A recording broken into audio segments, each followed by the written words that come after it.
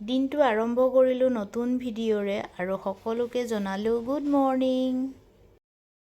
এই যে বেঙুনীয়া কালাৰৰ বন্ধাকবিটো মই কোনোদিন খাই পোৱা নাই, বজাৰত দেখিছোঁ কিন্তু অনাও নাই, খোৱা নাই।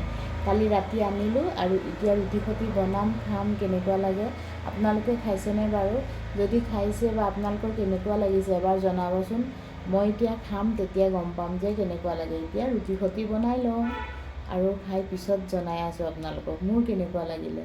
কবিখিনি ধোৱাৰ পিছত পানীৰ ৰংটো চাওকচোন, এইটো মানে কি ক'ম আৰু উজলা ৰঙেই নে বেঙুনীয়া ৰঙেই নে কিবা ৰঙেই মই ধৰিব পৰা নাই। আৰু এইফালে ভাজি বহাই দিলোঁ। এয়া দুটা জেগাত ধুইছিলোঁ, এয়া চাওক বাতিৰ পানীৰ ৰং আৰু বাল্টিৰ পানীৰ ৰং কিবা নীলা নীলা উজলাৰ পানীৰ দৰে হৈছে।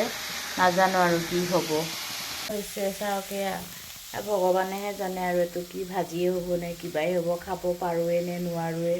প্ৰথম খাম বুলি বেয়া হ'লেও খাব লাগিব। আৰু এইফালে ৰুটি বেলি আছোঁ, ৰুটি দি এতিয়া ৰাতিপুৱা এয়া বন্ধাকবি খাম, আগতে ৰুটিখিনি বনাই লওঁ।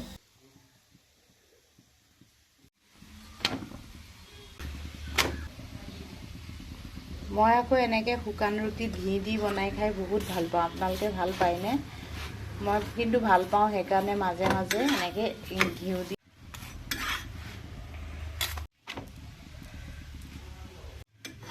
এটা এটাকৈ গোটেইকেইটা ৰুটিতে অকণমানকৈ ঘিউ দিছোঁ, বহুত নাই দিয়া। মাজে মাজে খাওঁ, সদায় নাখাওঁ। কিবা এটা ভাল লাগে ঘিউ দি শুকান ৰুটিত খাবলৈ, সেইকাৰণে কেতিয়াবা বনাই খাওঁ। এতিয়া ৰুটি বনোৱা হৈ গ'ল আৰু বন্ধাকবি ভাজিখিনি চাওকচোন কিবাহে লাগিছে চাবলৈ, কিন্তু বনাইছোঁ ভালকৈ। কিন্তু প্ৰথমবাৰ বনাইছোঁ যিহেতু হয়তো মই বনাব জনা নাই ভালকৈ, তথাপিও কি কৰিম, বনাব নাজানিলেও বনাইছোঁ যিহেতু খাবতো লাগিব।